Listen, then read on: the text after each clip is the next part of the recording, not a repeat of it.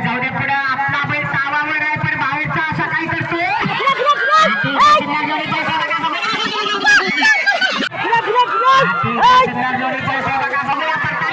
आणि घासून बाहेर जातोय